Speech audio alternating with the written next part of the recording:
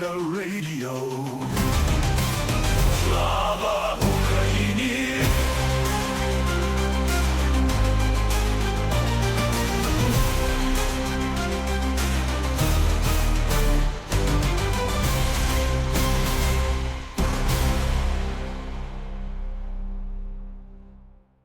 Good morning, good afternoon, good evening, wherever you are in the world. I hope you're having a great day.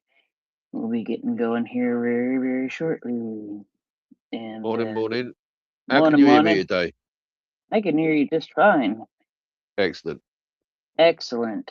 And hello, Vatniksoep. It's good to see you. An honor to be here and co-host with Firefella. Yeah. I'm gonna go ahead and do a quick timestamp, and then I will hand it all to you, and you guys can take it away. So for the next couple of hours. It is currently Monday, June 9th in much of the world, but not all of the world. So Tuesday, June 9th. Oh boy. And we're going to check out what time it is where. See, for me, it's still Monday. So yeah, I just read it. In Scratchy Bottom in the UK, it is 7:01 a.m. In Dick, just outside of Stuttgart, Germany, it is 8:01 a.m. At the pirate ship in Ivano-Frankivsk in Ukraine, it is 9:01 a.m. In the Workers' Paradise of Cockburn, Australia, it is 2:01 p.m. At the Kinky University in the Osaka, Japan area, it is 3:01 p.m. In Cockwash Creek, because when you go to Cockburn in one place in Australia, you better go visit Cockwash because maybe that'll help the burn. It is 3:31 p.m. In Jackass Flat, Australia, it is 4:02 p.m. And in we have to do it in Spread Eagle Bay, which is exactly 2 kilometers south of Dildo in in Newfoundland. It is 3:32 a.m. And in Satan's Kingdom, Massachusetts, haven't done that one a whole lot. I hear they like to choke chicken there, but it's 2:02 a.m. And in got a new place in Ding Dong, Texas. It is 1:02 a.m. And in Uranus Peak, Idaho, it is 12:02 a.m. And where I am in the Pacific Northwest, in let's see, Stoner, British Columbia, it is 11:02 p.m. Still on Monday, June 8th. And in Beaver, Alaska, it is 10:03 p.m. Alaska, where Sarah Palin can see Russia from her house. That bitch, she's stalking me, and something about a lever someday if it ever happens. We will see. Time will tell. So it is good to see everybody today. And Firefella, Vatniksoep, have at it. Enjoy. Yeah, thank you so much. Hello from Kiev here. We also have in New York in Ukraine, so officially I could say it's 9:03 in New York here as well. This is true. I know you guys do. Never even thought about putting that on the list. I don't know why, because I know there's a New York in Ukraine. You learn something every day, don't you? So thank you, Vatniksoep, for taking over from Ockers today. Much appreciated, sir.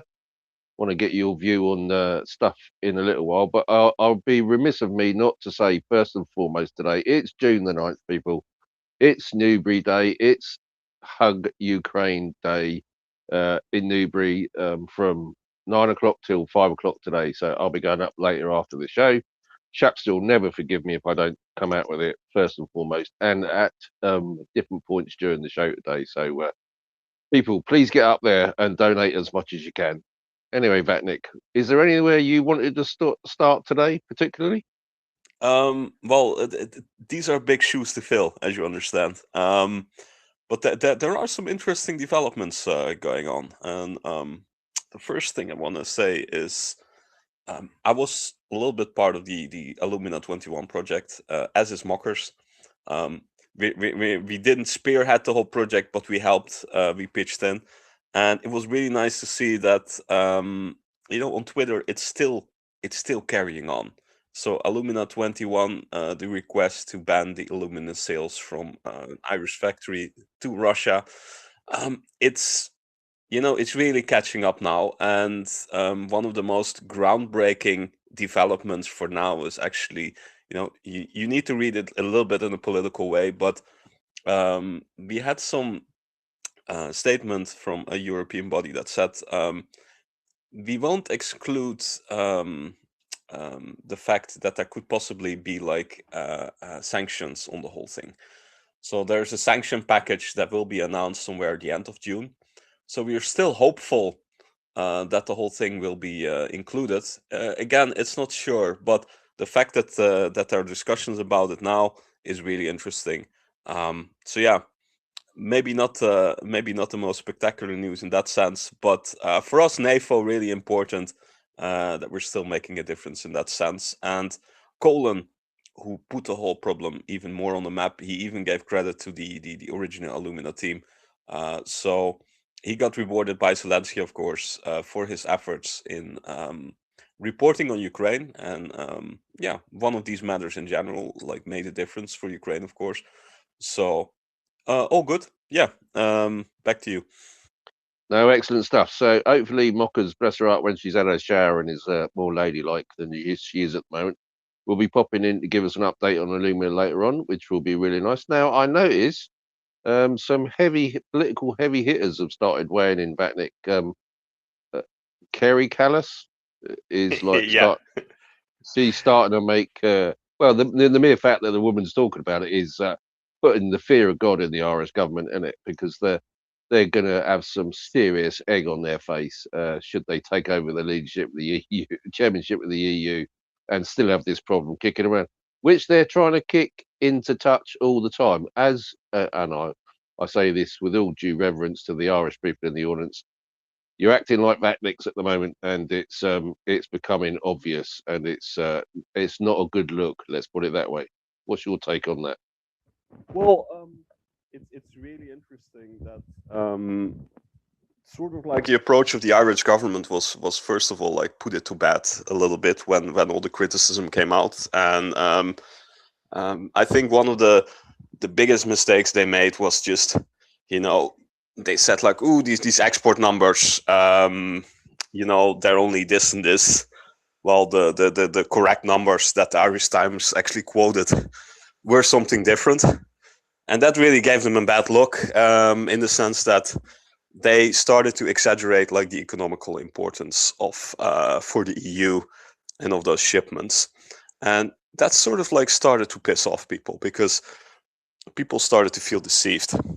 And it's not only Kaja Kallas, for example. It was already like the former president of Estonia that was really, really critical.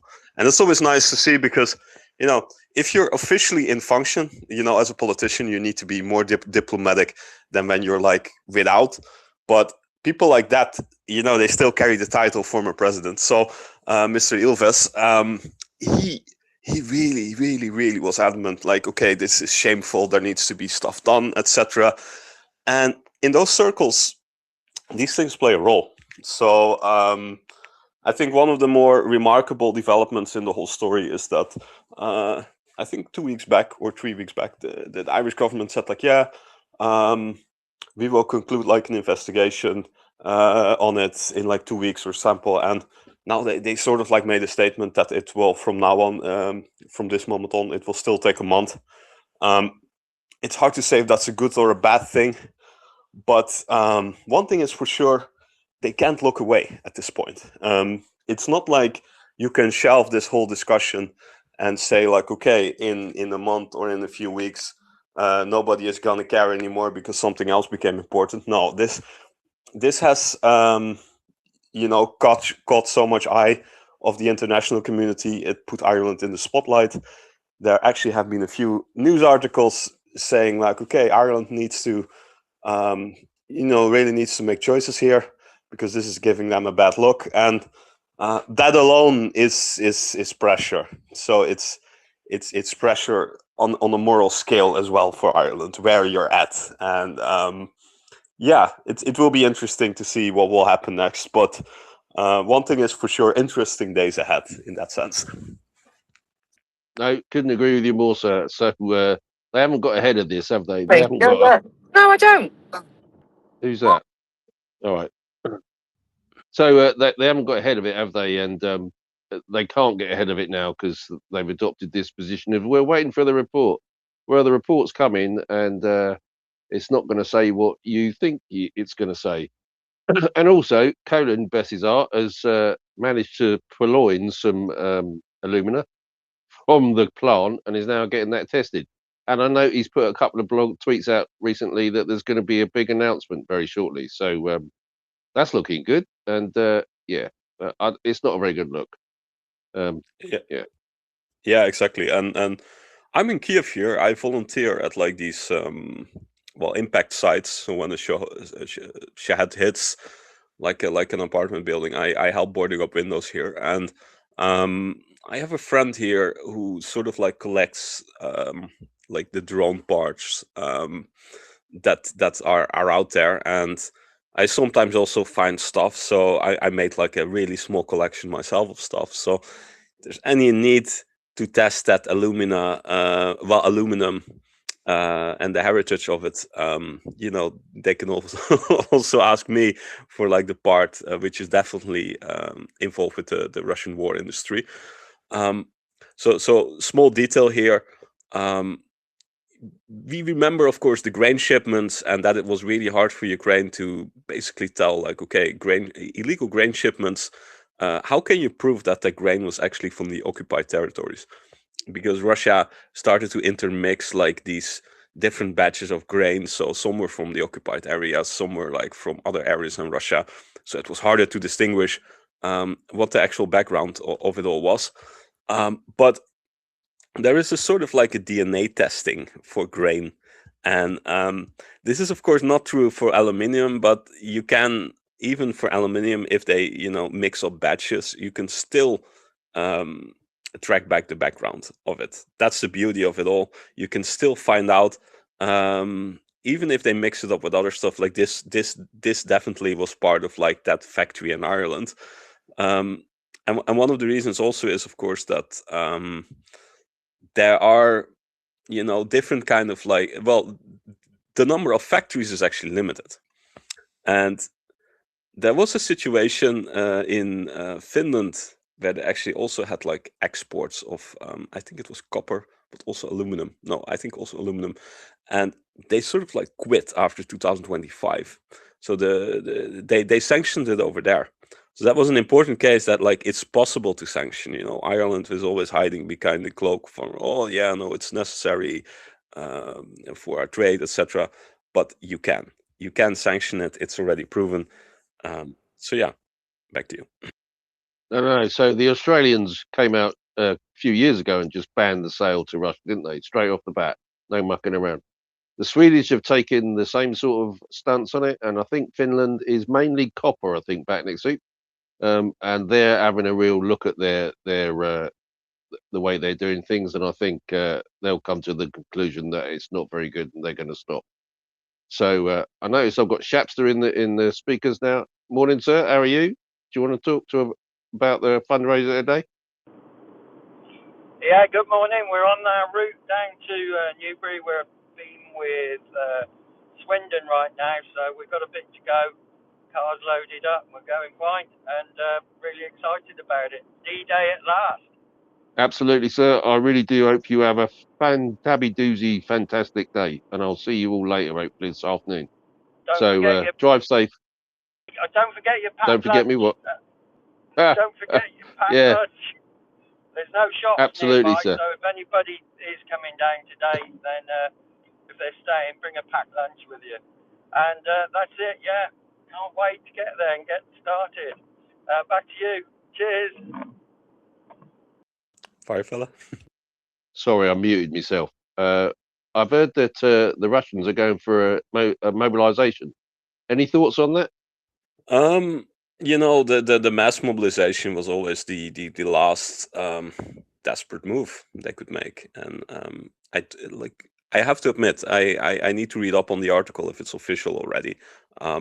but they have to make that move someday, considering like the current numbers that are out there. And what they were actually like, even if you would look like the past couple of months already, you could say like they are sort of like forcibly mobilizing people, but in a secretive kind of way. So like people in universities, they were sort of like pressured to sign contracts, or they couldn't study, things like that. So if they're really going after mass mobilization right now, yeah, that sort of like means that, you know, they can't even like get the numbers they wanted with all that trickery, and they need to make it official right now. If you do mass mobilization, of course, what happens is that you can deploy soldiers much cheaper, because now they really had to offer big amounts of money to actually even lure soldiers to the, well, potential soldiers to the front. And what I found striking is there was this article that Steve Rosenberg, the BBC journalist, quoted, and there was this advert of like the Russian army, and it like sort of like recruited people to become like a drone operator, and it specifically stated like it's far from the front lines, and you will get paid around $3,000, something like that. And $3,000 is a lot of money in Russia. But the fact that they have to offer $3,000 and explicitly say like, okay, you won't be at the front lines, is rather telling, because the Russians are fighting a war where everybody fears being on the front lines at this point, seeing the enormous losses that they have. So it's a mental thing as well. With the current like build-up, they have problems recruiting people that are motivated enough to go to the front lines at all. So you need all this trickery, you need all this scheming, fake promises. You need to recruit like African immigrants to do the job for you. But then I think there's one big misconception about this war that I read a lot in the media, and that's the fact that we say like, okay, a soldier is a soldier, but the fact of the matter is that you know, you can put gear on somebody and give him a gun, but that doesn't always make him effective. So Napoleon once said like, okay, you know, the quality of the soldiers matters more than the size of your army. If you have a really good fighting force, that's much more fearful than having an army of people who are not wanting to be there, not being motivated, not being skilled, etc. And that's something you see with Russia right now. So they offer all these people at the front because they pretend that they have the big numbers. And it's still like in some Western media, it's still like quoted like, oh, Russia has an endless supply of soldiers, which is of course not true at all. But even if it would be true, it's about the quality that they can give. And if people don't want to be there, if they are unfit to be there, yeah, officially you have like an X amount of soldiers at the front, but yeah, give the Ukrainians some drones, and the whole dynamic changes already. So I do think, yeah, that's an interesting dynamic, the mass mobilization. I hope you can elaborate a little bit on that, because I was reading all the news, but I sort of like missed that big story. I do want to connect that to like what happened with Belarus and the statements Lukashenko made. Okay, so excuse me. What I heard was the decision's been made to go for a mass mobilization. They're just not announcing it yet. Unfortunately, some member of the Duma got up and said something, and he's been removed from office. So it's official but unofficial, if you know what I mean. Bit of a foobar on the Russians' behalf there, and that gentleman's subsequently been removed from office and not allowed to speak at the Duma anymore. But he got up and said, when we do the mobilization, as we've all agreed, and they all went, hang on, you shouldn't be saying that, and got rid of him. So it's out, the cat's out the bag, I think, and they're going to go for it, I think, in early 2027. I'm not too sure about that date, but that's what I'm thinking. Back to you. Yeah, and this is really interesting, how this information leaks. Yeah, so like the whole Duma construction in that sense is a bit of a joke anyway, because like Putin has already filtered out like the really critical opposition that could really like hold back those decisions. And what you see is like there's a lot of scheming behind the scenes. So the Duma in itself is a bit of like a political theater that where you basically don't have the real discussions anymore. They are really made behind closed doors. So the fact that they already know that this will happen, but there hasn't been a political discussion about it is kind of telling. I have to think back one small anecdote. So in the late 90s, there were all these mysterious bombings in apartment bombings in Russia going on.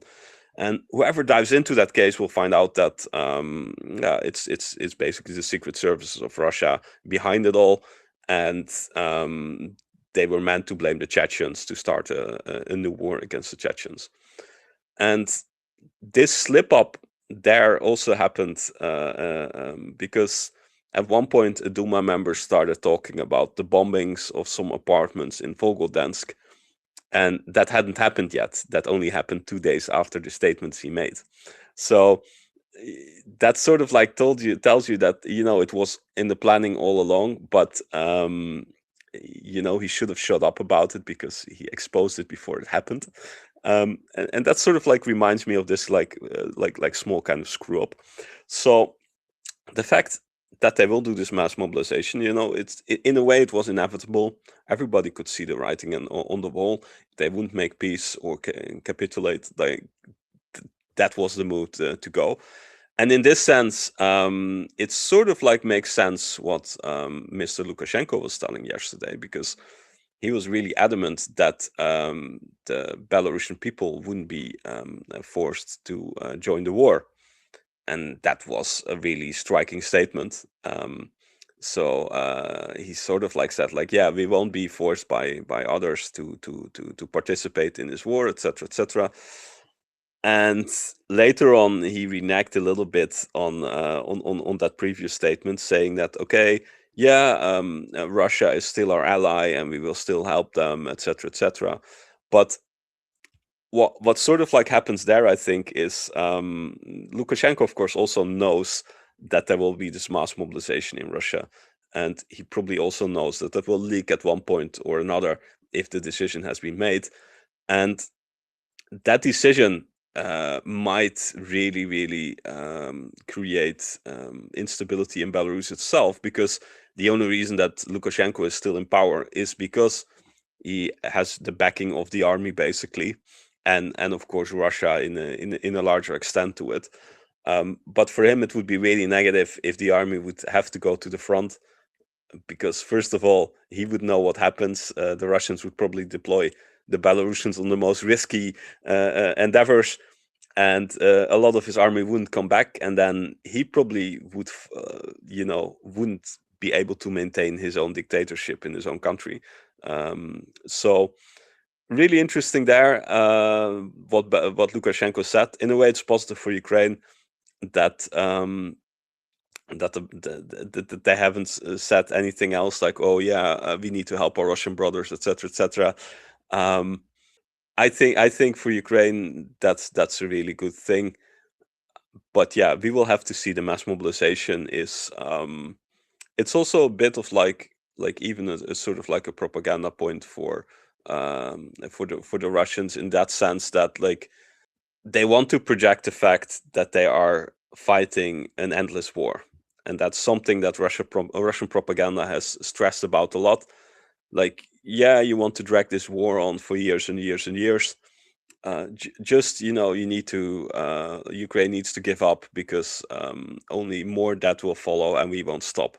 So mass mobilization in that sense, even if they wouldn't do it, like even suggesting that they would announce it would be like a strategical thing for even also the West to say, oh, okay, maybe we need to give in a little more, etc., because this will never stop. So yeah, that's an interesting point. Yeah, we'll get to the numbers in a little while, but Russia consistently is losing more people than it's actually drawing into their armed forces, isn't it? So that's a change from Lukashenko's normal position, isn't it? So he's been muddying the waters, will I say, with Zelensky lately, and that seems a bit of a turnaround, saying, "Oh, we're not going to war with Belarus is not being brought into this war." That's a definite change for him, isn't it? Well, Lukashenko is a snake, but a really cunning snake in a political level. So, if you want to know how he once came to power, in the early 90s, Belarus was one of the most progressive post-Soviet states. So, when it came to democracy, etc., they were taking the biggest steps, which is like rather contradictory if you look at the country right now. But then Lukashenko sort of like came into power, and how did he do that? He was like an anti-corruption officer, and he basically marketed his whole career on like, here I'm fighting for justice, etc., etc.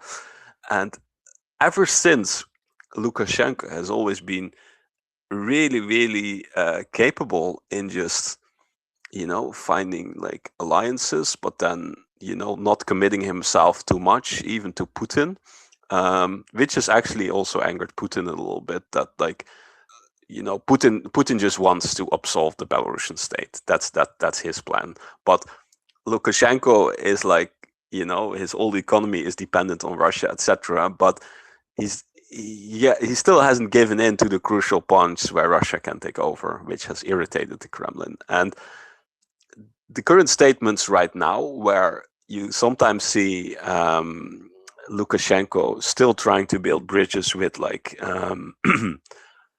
even the European Union on some subjects, or making these proposals, or even having these talks with Ukraine at one point, and then proves you that I think on a political level, he's less influential, but he's a better politician than Putin is in that sense.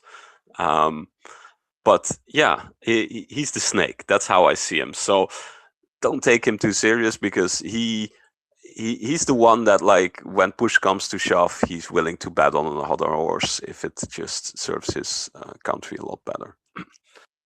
Thank you, mate. Mockers, you've appeared. Do you want to say something? I have appeared. I feel as though you're reneging on the terms and conditions of this space, which starts with the word booms. So, a very interesting conversation, guys. But there's been explosions overnight, and you need to tell us about them, or at least I will. Crack on. I'm only just seeing them now, so thank you for that.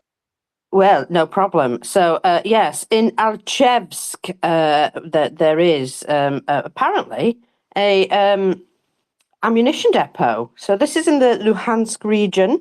There appears to be another ammunition depot going on over there overnight. And we also have a fire very close to the Kerch Bridge. A large fire burning in Primorsky in southern Crimea after explosions and drones were recorded in the area. Now, there's also an area in Belgorod where yesterday came to my attention, and I do hope I don't get chucked out of the space while I'm doing this bit, because it started to be a bit iffy again on me. So if I do, I'm sorry about that, but it's not my fault. So there was an explosion in Belgorod, and this was quite a large explosion. And it turns out that Russia may have dropped a guided glide bomb on their own location. So maybe the guidance wasn't as good as they thought it was, or something. Or perhaps this was sabotage. I don't know. But either way, awkward, because it would appear that Russians had to set up several bunkers here. It's a rather new site, but they don't see a attack from the Ukrainian side. What they do see is it appears to have been a Russian munition that landed on it, which is, I mean, awkward, isn't it? I mean, who's going to explain that one to the boss? Yeah. So casualties and fatalities are expected, And there was several bunkers set up there, and there was quite a lot of ammunition being stored there, and then a big bomb fell on it. Oops. Yeah, and oh, Go on. I just wanted to say, like, there was a speculation on what was stored there, and the news articles I read about it were that it were either the S-300 rocket S-300 missiles, so those are the air defense missiles that Russia uses, to protect itself, or it were Iskander rockets. So Iskanders are, the kind of like missiles that Russia fires on Ukraine. But seeing it all explode, it was a really special buff-off. Now, don't you agree, Mockers? Like, if you see the video, you see like these extra, almost like firework things. It's hard to explain. You need to watch the video. But don't you agree? Yeah, absolutely. There was something extremely, shall we say, sympathetic at that site that exploded, for sure. And very, very good indeed. Oh, for sure. I've just remembered.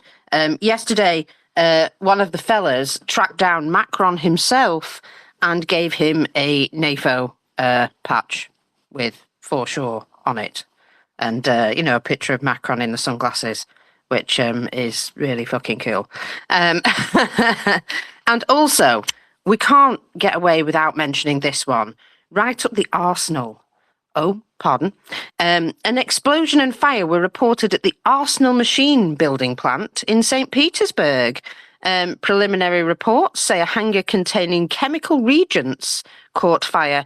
It's a long time since chemical reagents, sort of like, it makes me think of making like, in Game of Thrones where they make the green dragon fire stuff out of like, chemicals. Anyway. We lost She got chucked out. Yeah. Okay. Yeah. So there were loads of secondaries at that Arsenal one, Vatniksoep. So whatever went boom, and then it sympathetically it went boom again. And the mushroom cloud was absolutely massive. And there's been quite a few of them lately. So just coming back. I know. And really good explosion. Yeah, I fully agree. Well, you see also that Ukraine has a lot of creativity in it. So about what happened in Belgrade, for example, you don't know what's the cause. With this chemical plant, of course, the cause is more obvious, that Ukraine is behind it. But there is so much more versatility in the way Ukraine strikes right now. That's just beautiful to see. We saw it yesterday with the Chongar Bridge as well. That sort of like was taken out. Really critical infrastructure going to Kherson. And I read a story about that behemoth drone, or it was, the behemoth drone. It sort of like resembles the construction of a Shahed, and it has like a normal explosive payload, and it also has a thermobaric payload, different from it. So it has two payloads that sort of like work together once it strikes. So Ukrainians really know their stuff. But let's go back to Mockers. Yeah, I was just telling you about the Arsenal. In fact, the blast wave reportedly breached a brick wall when this place went off because of the chemicals that, in fact, there's a video there of a large brick wall missing. So the plant manufactures naval artillery systems, warship launching systems, and missile components, and apparently space-related equipment. And, not right now, it doesn't, because very big explosion. So what a flipping shame. What a shame. And the tales of woe, the whining coming out of this is much fun. So let me just give you a very quick rundown. We have the Novorossiysk oil depot appears to have been hit again overnight. The Chonghar Bridge also appears to have been hit again overnight. Novorossiysk, obviously, big crude oil and petroleum products for export there, which generates large revenues for Russia's war effort. Maybe not today. throughout the night and into the day on Monday, the 8th, we know that Ukraine was under attack, of course. Odessa, Chernihiv, Dnipropetrovsk regions, and I believe Chernihiv has been attacked again this morning.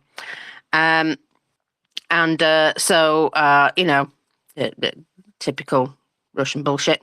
Let me just have a quick look at something else. Sorry, I pulled up the wrong thing. Oh, yes, yeah.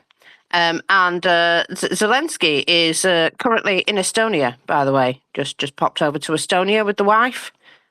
So they'll be doing stuff over there today, no doubt. But he's put out a statement moments ago. So here is what it is. We were talking about, the people around Putin before, and I just thought it was worth mentioning this. There are different people around Putin. Half of them want to continue the war, and the other half want to stop it. The businessmen understand that the Russian economy is in a terrible situation. So, if the Western countries, Europe, Canada, and the US, do not lift sanctions but put more pressure on the Russian shadow fleet and other sectors, and Ukraine remains strong on the battlefield, this is how we will be closer to peace. I told the businessman who came to deliver the message, that's Abramovich, by the way, about the potential framework of our diplomatic negotiations, that we were ready to speak from the very beginning. We didn't want this war, and we would like to stop it. Yesterday, I told the journalists in Anchorage that Russia and the US tried to speak about Ukraine without Ukraine, and that was a mistake, especially for America, because Putin weakened the US position. I think he was lying to the President of the United States. I mean, when doesn't Putin lie, really? Anyway, we are ready to speak, but we will not give up our territory. Lovely. So I just thought, it's nice that Zelensky is coming out and basically saying, big old middle finger to everybody who tries to speak on our behalf, by the way, just in case, you thought that was something that was going to happen. Right, now I really need to get properly dressed and go to work. I'm so sorry, guys. Enjoy. No, thank you, Bockers. Informative as always. No, so the Abramovich's situation is interesting because Putin put him on a train for 11 hours to Kyiv, and he said so. Abramovich is Putin's right-hand man at the moment. He always has been in his pocket, even all the time that he was at Chelsea and in the UK, and continues to muck up our legal system at the moment. We won't go into that, but he's just being a pain in the arse. Instead of releasing the money, he's fighting it. And Sherry Blair's helping him. What a cow she turned out to be. Anyway, so yes, Abramovich went to Kyiv and got told to Foxtrot Oscar, basically, we're not having it. And as President Zelensky said, you should have seen the first version of the letter that he gave to him to give to Putin. Was very spicy, I would have thought. What's your take on all that, Vatnik? Yeah, Abramovich, first of all about him, he's always like like Lukashenko. He's a bit of a snake. So remember when he got poisoned at the Istanbul negotiations in 2022. So he sort of had made a few statements that were not so patriotic for Russia, and then suddenly he finds himself poisoned. Of course, he didn't die from it, but that was a sign basically that he sort of had to get back in line, considering being more loyal to the Kremlin regime. And he has because first of all he was saying oh, I will donate all this money to these refugees of the war, etc. And then suddenly he changed that to but it also should be Russian refugees or victims of the war, which already became a much more sensitive, basically. But yeah, him being there to to talk with Zelensky is just it might be something more serious from the Kremlin than just sending one of their officials. And the beauty for the Kremlin is that if they would send Peskov or all these other guys, they have made such remarks about Zelensky that they wouldn't be credible even go talking with him. So, but they can send, of course, Abramovich. And I'm actually quite happy how firm Zelensky has been on all of this. And this is sort of like a good comeback now. Zelensky sees the moment to actually put a punch out there, because how long has Ukraine not been ignored? How long hasn't it been that people were talking about the future of Ukraine without Ukraine? So the sole fact that he can make this statement is just a power move. And it says something about the state of the war in general, that the Russians just need to send somebody now to Kiev, where they were first saying, "Ooh, this Nazi regime, we will never talk with it." So yeah, I don't think much will come out of it, for the reasons stated. Like they were saying, there are two factions within the Russian power cycle. So you have these people that are adamantly want to continue the war, and for them it's almost like a religious fight, a fight against values, the West, etc. But also, if you win Ukraine, it opens up doors to exploit and colonize Ukraine.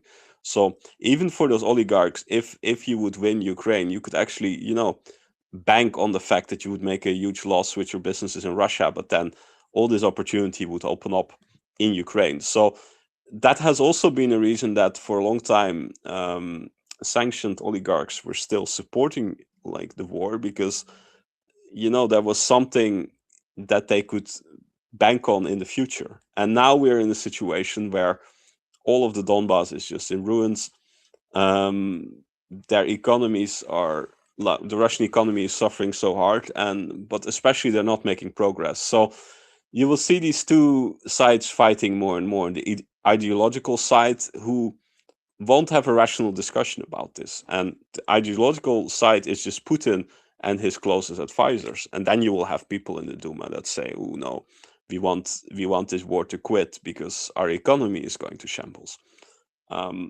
It's interesting how that dynamic will develop, which side will grow stronger over the coming months. But if Putin doesn't take extreme measures, I think the side that has the economical argument will grow stronger and stronger.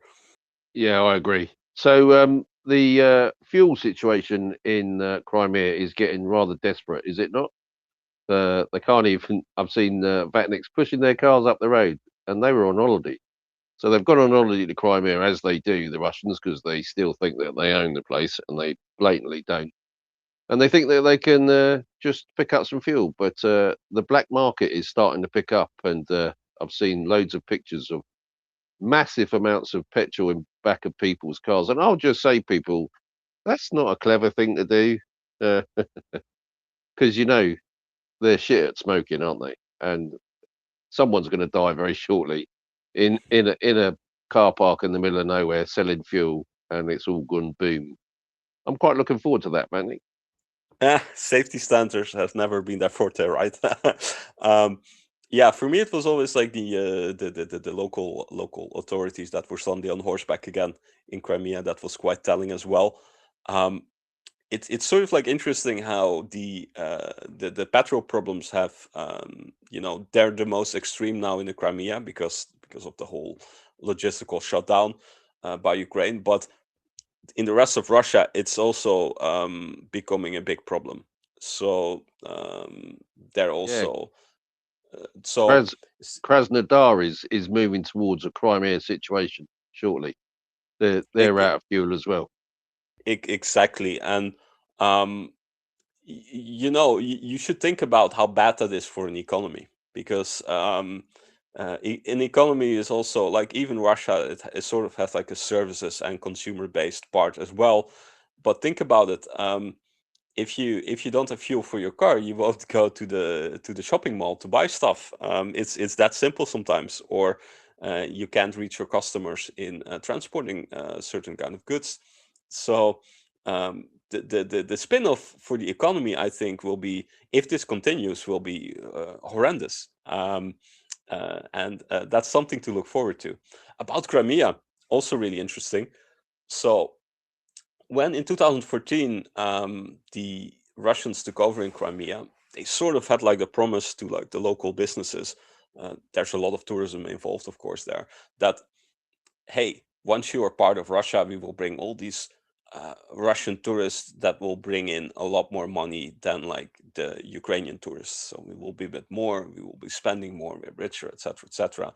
So there were some people who were buying like the whole thing, Russia taking over Crimea, because they thought like, okay, I have my hotel here or a restaurant or whatever, and I will be economically better off. Of course, what we've seen the last decade already is that that was not the case.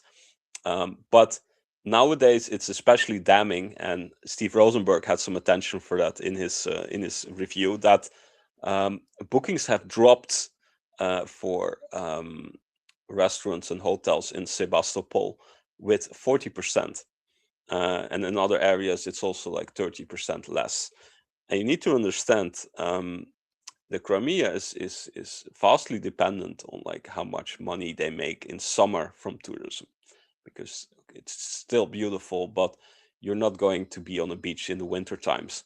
So yeah, it will be a special hard time for local businesses there, and the tourists that did come, they're stuck with all these problems. We've seen these stories where they said like, I don't know how I can get back to Russia right now, because or I've rented a car here to drive around, but I don't have fuel for it, so I can't explore the peninsula anymore.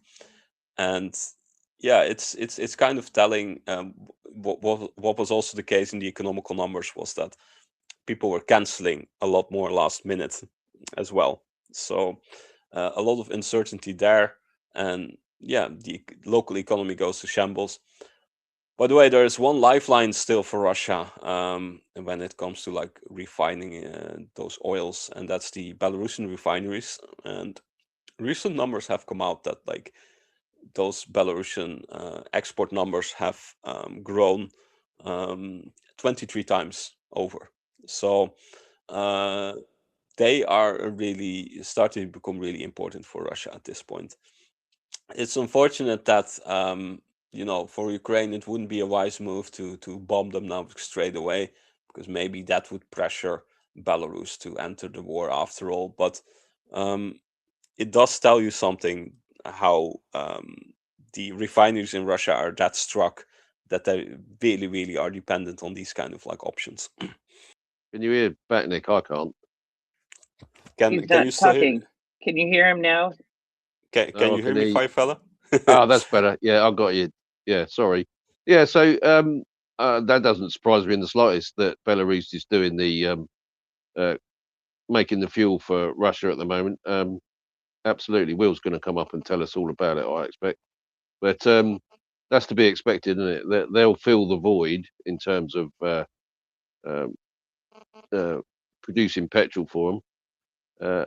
And I think Ukraine will just wait until the tankers are on the road, and then as they've got fire control over most of the roads in the occupied areas, they'll just pick the tankers off. Will, you're up with us. Go ahead, sir.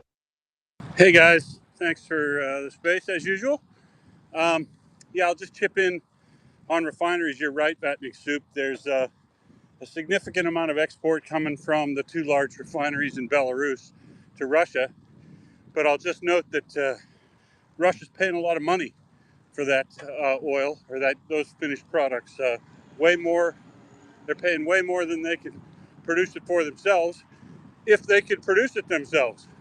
But I did a survey of all the Russian refineries that have been hit in the recent past on firms today, because the weather seems to be quite conducive to getting good firms data. And so I'll just walk through some of the ones I found. Kurishi near St. Petersburg looks to be totally down and cold. Yaroslavl looks like it might have the process heaters on one crude unit operating and the flare, but that's it. None of the advanced gasoline making products or unit operations. Ryazan, totally cold. Volgograd, totally cold. perm, totally cold. So the thing about these refinery strikes is, as we talked about previously, Firefella, is not only are a strike, 5 strikes on Rizan, absolute nightmare fuel for a firefighter, they tend to be strikes that then eliminate the flexibility for the refinery. If you hit 1 unit operation, you knock out a capacity of production. But if you hit 3 unit operations and 2 of the major manifolds that connect those operations together for intermediates and products, you've basically eliminated the capability for Russia to switch around and go back to producing something. So the only answer is shut the whole refinery down and effect repairs until you can get it back up and running again. But that list of refineries I just listed there that appear cold this morning when I went through it is more than 60 million cubic meters of capacity offline. Excellent stuff. Thank, Go ahead, thank, Vatnik. yeah. Sorry. Thank you so much, Will. My father worked for a petrochemical company once, and he was once deployed with the task to make like an assessment on a newly built plant on like how many spare parts and how many backup systems every refinery would have, because that can be one-on-one. You need to make choices like, okay, if this breaks, we don't have the spare part available yet. If this breaks, we do, because this is more important, etc., etc. What we've seen with Russia, of course, is like so many refineries have been hit that you could ask yourself, how would it be with like the even the spare parts that Russia still has that it needs to like fix certain kind of like refineries, because of course, like you were saying, there's a shutdown and they need to sometimes start even from zero with like the whole process again. How do you think Russia is in that area? Do you think they still have the readies lying around to even fix all of it, or do you have a different perception? I think they have enough spares lying around to manage their basic distillation columns, separators, things like that. They're not anything that has a specialized catalyst or specialized componentry in it, like cat crackers, reniformers, platformers, catalytic reformers, sulfurization, or all iso and poly plants, all that sort of stuff. All the stuff you put in to turn garbage into gasoline, they don't have the capacity. And this shows up in the monthly export numbers. If you look at the current monthly export numbers from Tochny, you'd say, oh no, they're not having any effect on Russians' export. They're exporting more crude off none out of Tuapse and a reduced amount out of Novorossiysk, but they've lifted their game over at Kozyma and Ust-Luga and Primorsk. So, these haven't had any effect. But look inside those numbers a little bit, and you'll see that what Russia's moving is crude oil and a thing called mazut, which is heavy gas oil, or what's called marine diesel, that basically, when you go through straight run refining in a distillation column, you produce some heavy bottoms. That heavy bottoms is heavy gas oil, and you can send that off to hydrocrackers, cat crackers, and things to make gasoline out of it. But Russia can't do that now. So the indications from the crude and product shipment of Russia is they're not exporting any gasoline, they're not exporting any diesel, any appreciable amount of diesel, and they're not exporting any jet fuel. What they are exporting is some garbage mazut, primarily being purchased by the Indians, and a lot of crude that's being purchased by the Indians and the Chinese. But while volumes have gone up, revenue year on year, price oil's doubled, but revenue has gone down 20% year on year. So you look inside these numbers and they tell a pretty damning picture from Russia even though they're trying to move as much volume as they can to keep the cash flow going. Yeah, thank you so much, Will, and impressive as always with your knowledge about all of this. Yeah, Russia is in quite a pickle, don't you think, Firefella? Yeah, and just to add on to what Will said, so when they started hitting the refineries in St. Petersburg and Moscow, suddenly from absolutely nowhere, they were having foam attacks, i.e., they were trying to put the fires out.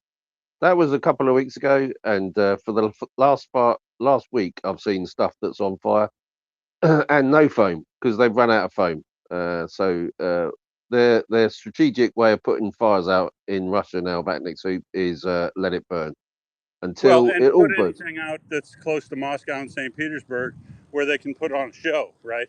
They No, have foam absolutely. and in Moscow and St. Petersburg because those are the places where senior management goes to look when they want to look at a refinery. They don't go down to Serzan. They certainly don't go to Krasnodar because those ones are burning till they're out.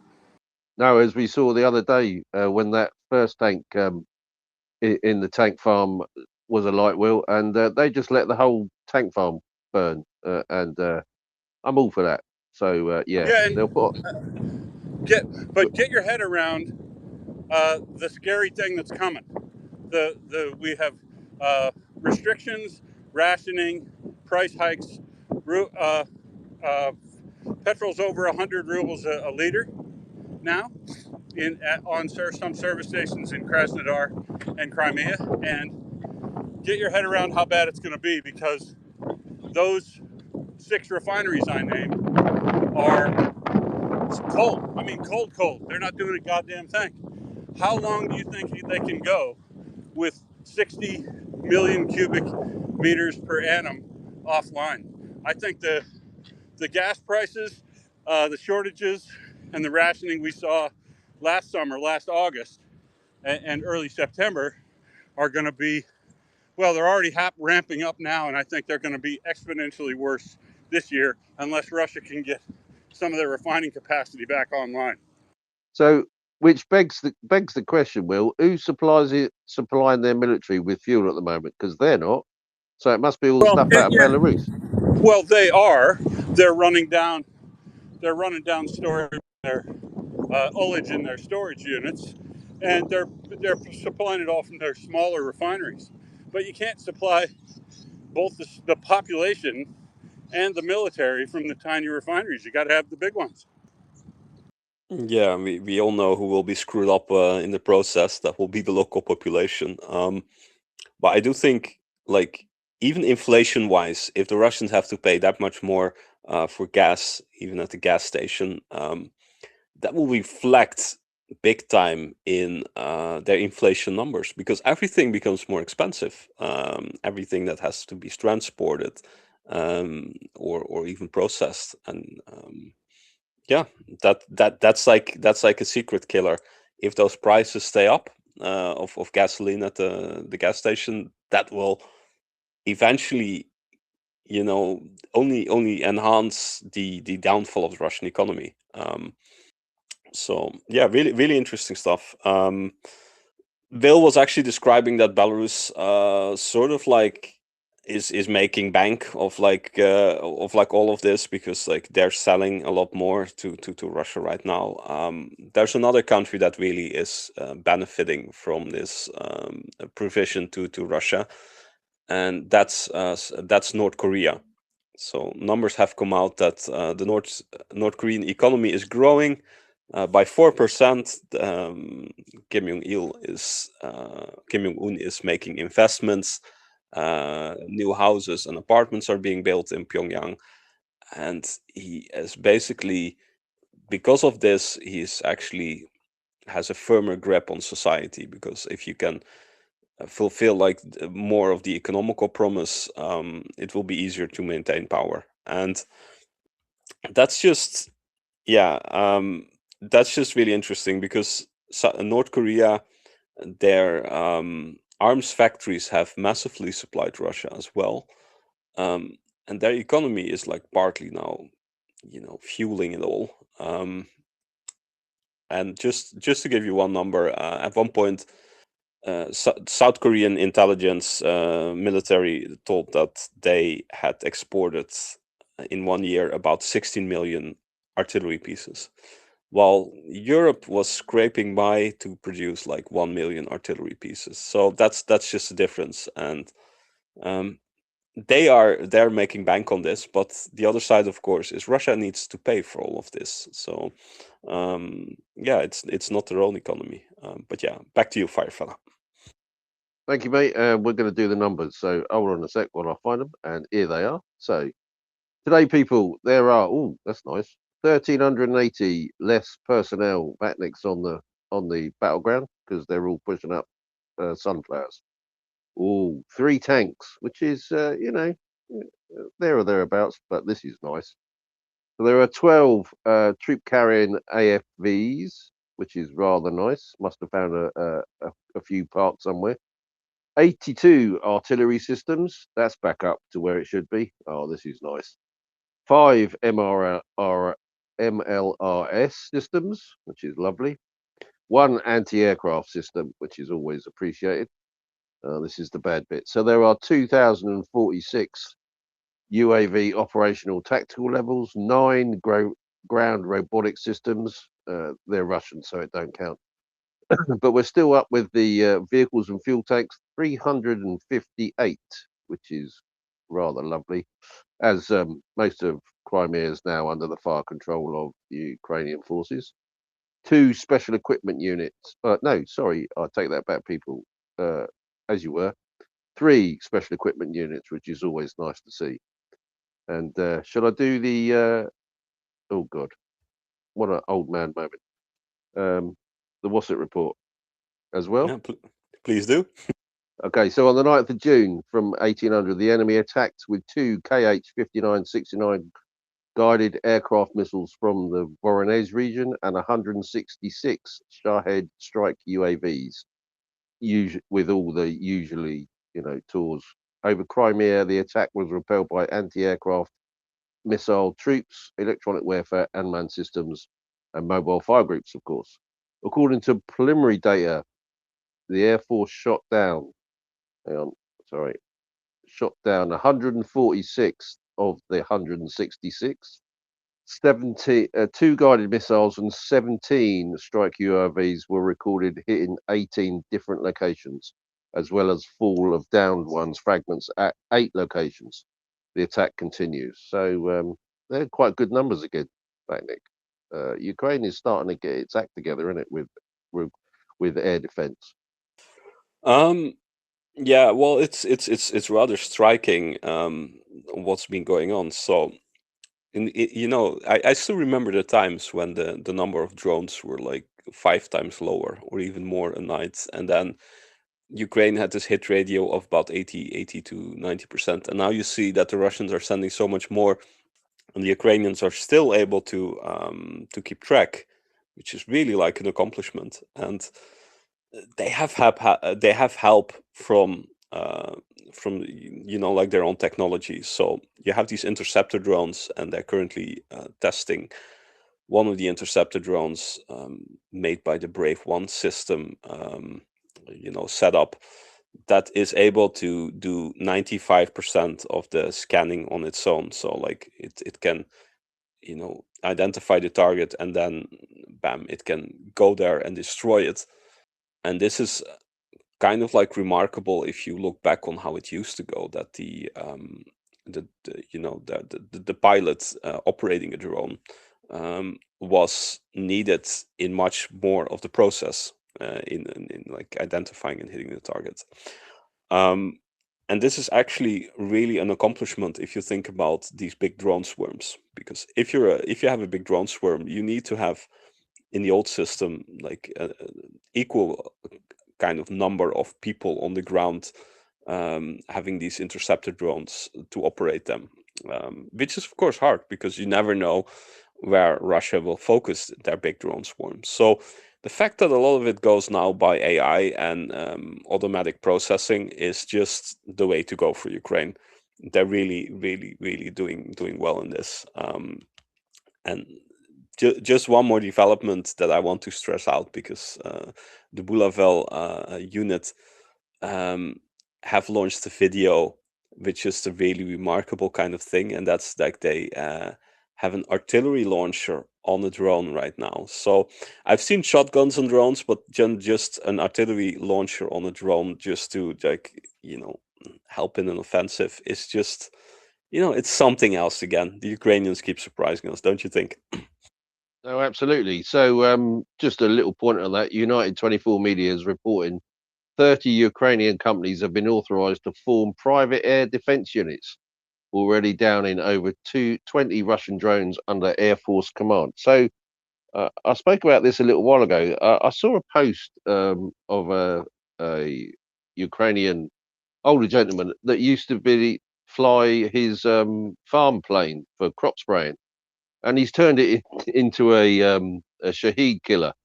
And him and his mates, and they'll pickle the group of people that, for one or other reasons can't join the military, but are so upset at the invasion that they put their crop sprayer with guns on it, as a resource for the Air Force, and they call on them 24/7 now. So it can be like 2 o'clock in the morning, and there's 8 of them, and they man it 24/7 at 24 hours a day, 356 days a year, and it's a resource for the Ukrainian Air Force to call on to say, right, there's shaheeds in your area, please go up and shoot them out. Well, now 30 more of those are springing up. That's excellent news, don't you think? Yeah, and what I found remarkable about Ukraine is just I call this like the battle of ideas. So you need to have like different approaches on problems, to sometimes be really effective, to have certain strategies combined to take down all these drones. So it's I saw like previously I saw like a documentary about a guy who was doing the similar thing that you were describing, that he had his own plane, and they just mounted like a shot, like a sort of like a machine gun on it, also to go after these Shahed drones. And that plane had taken down about, like, I think about 30 Shaheds, and they would paint each time they had taken down one. They would paint on their plane one more. And it's really remarkable because like it's like you have this super modern technology, and then you also have these kind of things which are, a plane with a shotgun is basically, even like the First World War even had like that concept already. So doing those things side by side, and the Ukrainian army actually giving also the space to these kind of ideas, to try and stop it, is just, yeah, it's just the way to go. You need to be versatile and have a diverse strategy. And the best thing I just want to point out with Ukraine is just, once they started to develop like these kind of special munitions to shoot drones out of the sky, and the palette of the munitions were just scattering in a certain kind of way. So when you have these small drones targeting soldiers, they have like these shotguns where the ammunition is like operating in a special way. And then you read the story, and you read that actually the concept of that was thought about like a kid who was only like 13 years old. But he had a good idea. They tried it and they deployed it. And then if you compare it to Russia, in Russia, it's because of the corrupt system, it's all about having the money and the connections. But that doesn't mean that the best ideas always win. Often you see the opposite, that really stupid ideas can win just because the corrupt system in itself. But yeah, back to you, Firefly. Yeah, thank you. Will, you got your hand up. Go ahead, sir. Yeah, the other beauty of these, the authorizing these private militias, well, under the auspices of various units, allowing these private enterprise, it means, like you say, the guys who would want to be volunteers, but they can't, pass the medical anymore, stuff like that. But they're capable of, doing air defense roles. Um, And the beauty of this to me is that by authorizing this formally, it now sets up an arrangement where those volunteer units that are out doing that, they don't have to like do GoFundMe's to buy bullets and shit. The military is going to. You cut out, Will. Can't hear you. Try again. Or is he gone? Prince? Sorry, what's that? Oh no, we lost him. So he was just saying It- about those air defense systems. So yeah, Vatnik. So they started off with shotguns, and they made firing positions on their thing. But because they came under the Ukrainian Air Force, they actually supplied them with a little Gatling gun. Is Will again? I'll just bring him up. That's done. Yeah, so they started out with, like Will said, they started out with shotguns, but now they've got little Gatling guns that they mount, and in fact, the one I saw has two of them, so that they can shoot shaheeds to the left and to the right. Will, you were saying, but yeah, you got rudely interrupted by being booted. Are you back with us? No, I I am, yeah. The I was going to say that the beauty of the authorizing those private units to be set up under the auspices of existing military units is they won't be in the military, but they will have access to assistance in buying their bullets and fuel and stuff to carry out their role. So they don't have to do, you know, GoFundMe's and buy me a coffee to buy bullets. no, absolutely. And I was just saying while you were away on your break, when they first started, they were just using shotguns out of one of the windows that they turned into a firing position. But since the Ukrainian Air Force have got hold of them and then started to supply them with stuff, they've been issued two little Gatling guns that they've mounted, one to the right of the plane, one to the left of the plane, so they can simultaneously shoot shaheeds left and right, which I think is just brilliant.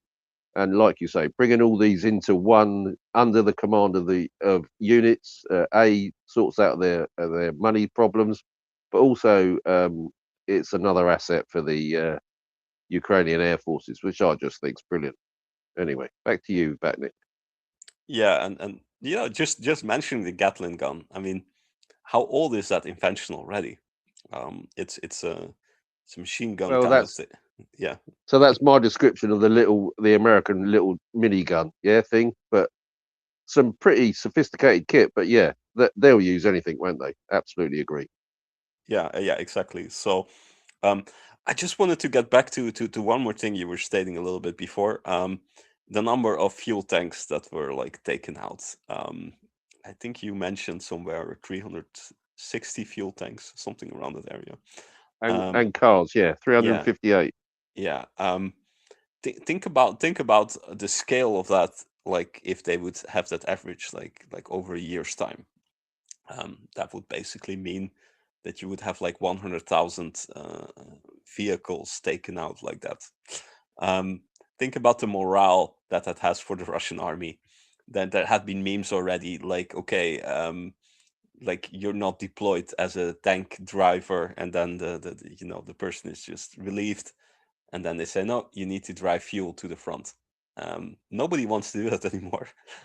There are videos about these these drivers that are just taking that long road from Russian mainland to Crimea, and then along the way they see all these burned out vehicles of like the people that have tried before, and think about like how demotivating it is, how dangerous and at unease you are when you see all of that. I think that's a really important thing mentally as well, for the Russians, just to see how unable they are, because those burnt out vehicles, they're live witnesses of the situation, and they're often not removed quickly. So it's, in a way, it's a bit like, you know when war veterans from Vietnam returned home to the US, and they had all these they've lost limbs, etc., and they were like almost a commercial ad not to join the army, and it's a bit the same with those vehicles that are burned out.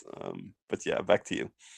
No, I've seen loads of tweets and stuff around. So there's been convoys of lorries going to Crimea, and of course they're under Ukrainian fire control now, aren't they? So they always take out the first vehicle, so they stop the convoy. and then it'll be like 6 or 7 trucks down. They're all getting out, and they're on their phones to the bosses, aren't they? Saying, right, I'm stopping. I'm not going any further because this is shit. And then there's a conversation about the insurance, and they're saying, yeah, just park it up and walk to the nearest truck stop because you're not insured anymore. So the Russians are not insuring stuff that's going down there anymore. So the tankers are not insured, and they're expensive bits of kit to be losing. Notwithstanding, they're starting to park them in really stupid places, and Ukraine drone operators are seeing them, and just it's a turkey shoot, isn't it? So they hit one, and like 4 or 5 of them are all parked together, and they've taken out like 5 or 6 wagons all at the same time with one drone, which is superb. That's a big bang for your buck, isn't it? So I'm really loving it, Vatniksoep. Yeah, and what you actually now start seeing with like the Crimea, or actually an area close to the Crimea, the Kinburn Spit, which is an essential area to control if you want to go down to the river or to Kherson or Mykolaiv, is that the Ukrainians sort of have like scared the Russians out of that area right now. It's like a small stretch of land, which has in that way like a strategical significance. And the Ukrainians, a few years back, Syrskyi had like a strategy to like control the Kinburn Spit, and they lost a lot of Ukrainian soldiers over it, unfortunately. And it's still looked upon like a bit of a disaster strategy, because the end didn't justify the means when it came to the Ukrainian losses. But it's kind of like striking how such a significant place is now being abandoned by the Russians just because they're not being supplied anymore with ammo, with fuel. So it's impossible to maintain that place. So it definitely means that the Ukrainians are on the right track with putting the pressure on. So sometimes it's not sending soldiers; it's cutting off the logistical lines. No, absolutely. So I've seen lots of talk about the Kinburn Spit, and you're right. The fact that the Russians are withdrawing, but they're withdrawing from the forward positions on the Kinburn Spit, so they're not withdrawing completely. They're just falling back at the moment. So that's the first bit of pressure that's come on, and now they're falling back to their secondary positions. So Ukraine will be in the process now of attacking those positions over the coming weeks. So lots of people are saying, "Oh, you should send troops in." No, you should wait. So you're setting conditions. They're currently setting conditions so that they can walk in. We're just not there yet. I think it's going to take a few more weeks of fire control over those logistic areas again. So they fall back to their second position. So you just sort out the logistics behind them, and then they won't have any the ammo or water or supplies to keep them going. So they'll just have to fall back, and that's the way to do it. Rather than, like you said, Syrskyi's sending troops over there that unfortunately were lost, which is not a very good tactic, and was looked upon rather with what you're doing sort of attitude from everyone. And this is the right way to do it. Just starve their logistics, cut them up, and just wait them out. You don't have to commit troops. You can take the long term, but because as we've previously spoken about on the space, Putin's in no mind to withdraw or anything, is he? He's not going to withdraw until he's kicked out. That's the bottom line with all this, people. He's not going to leave Ukraine in any way, shape, or form as long as he thinks he's going to get some sort of win. So this is the way you do it. You play the long game. You cut the logistics, wait them out, keep bombing the positions, and then they move back, and they move back, and they move back, and then you can walk in, which is exactly what's happening. Back to you, sir. I think they, part of like I often compare Putin with Hitler for several reasons. But also like one of the main reasons is actually that they both walk into the dictator trap with like the way they commit their war. So when Hitler started attacking French back in World War II, he was considered like a brilliant statesman because they had this blitzkrieg concept, and they totally surprised like the like the French army and the allies as such. And with Putin, it sort of has like been the same thing. Like he sort of like did these operations in Crimea and other areas, and he had relatively fast success. And what you start seeing then is that the dictators start to overestimate themselves. So we've seen this with Putin at the early stages of the war, that like he started to micromanage himself where the troops needed to be, while he has no, military strategical background. So it's like, somebody without without any background doing the electricity work in your house, for example. Yeah, it will go to bits. And then if you start looking at the situation right now, the biggest dictator trap is always like, choosing prestige over strategic significance. So Hitler made this mistake with going after Stalingrad, Leningrad at the same time, prioritizing this, going after St. Petersburg in that sense. While it was not of military significance, but he just wanted to erase the name of like the map. What you see with Putin now is that the Crimea is such a prestige project that like it's being protected at all costs. Even the Krim Bridge is protected at all costs. That they actually start to, wear thinner at the more strategical points of the front line. And even in that sense, like, you need to really be a military specialist to know where your you put your resources in the right way.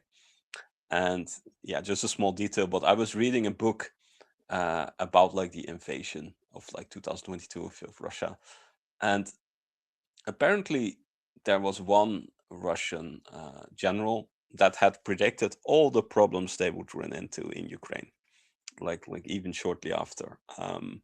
Like, oh no, we won't ever take it in 3 days. The civil society will object us much more than you think, etc., etc. And then the interesting part is those people are not the people of influence on the decision making anymore. They, they're general, but they should deploy like what Putin thinks is best. And I think that's something that we will see with the Crimea as well, that Ukraine will hope that he even more will make mistakes trying to protect the prestige of having the Crimea.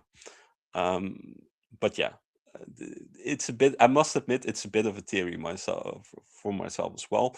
But we do see the signs on how they are trying to save something which is unsavable in the end. If there's no significant military breakthroughs in the coming months, the Crimea will be untenable. They won't be able to keep it.